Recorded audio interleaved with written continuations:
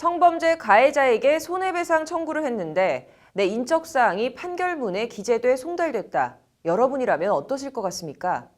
보복이 두려워 전화번호를 10번도 넘게 바꿨다는 피해자의 청와대 국민청원이 20만 명의 육박한 동의를 얻고 있다고 하는데요.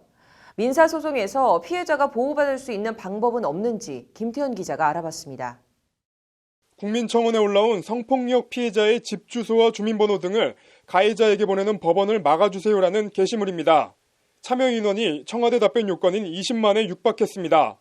청원인은 게시글에서 민사소송 손해배상 판결문에 대한 문제를 제기했습니다.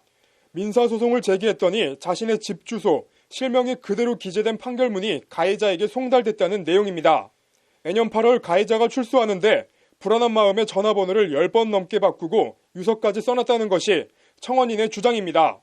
그러나 법원 측은 형사가 아닌 민사는 돈이 오가는 문제이기 때문에 문제될 게 없다는 입장입니다. 민사소송은 원피고의 인적사항이 정확해야 배상이 이루어진다. 원고가 먼저 소를 제기한 것이기 때문에 법적으로 문제될 것이 없고 송달 장소를 다른 곳으로 보내는 방법도 있다는 것이 재판부의 주장입니다. 법원 측 입장뿐만 아니라 아직까지 우리나라에서는 판결문에서 피해자의 이름이나 주소를 뺄 방법이 없다는 것이 법조계의 의견입니다. 소송에서는 집행을 위해서 필요하기 때문에 동일성이 있어야 그 사람이 그 민사 판결문을 가지고 그 가해자의 재산을 집행을 할 수 있잖아요. 그러니까 이 피해자가 그 사람이다라는 걸 특정하기 위해서 아직까지는 이런 걸 따로 마련해 놓지 않은 상태예요, 지금 법원이. 근데 민사 판결은 당사자 간의 문제라서 원고가 내 이름 빼고 소재기하는 게 일단 우리나라는 안 되죠.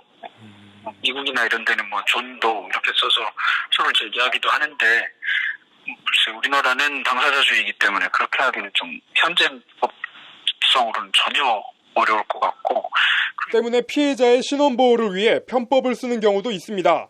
과거의 주민등록 주소지였던 곳 중에 주소를 한 군데 적고 변호사 대리인을 이제 송달 장소로 받게 해서 서류는 변호사 대리인으로 받고 이렇게 편법을 쓰긴 한데 때문에 피해자의 신원보호를 위해 편법을 쓰는 경우도 있습니다. 관련해 지난 1월 더불어민주당 박주민 의원은 피해자의 신원을 가리고 판결문을 송달하는 내용이 담긴 민사소송법 일부 개정 법률안을 발의했습니다.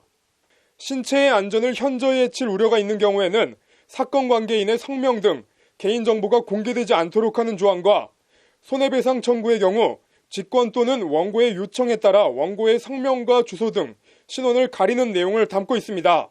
민사의 경우 피해 사실을 입증하는 책임은 원고에게 있고 원고의 신원 공개를 피하기 위한 편법까지 동원되고 있는 만큼 피해자의 안전을 위한 법제도가 시급히 마련돼야 한다는 겁니다.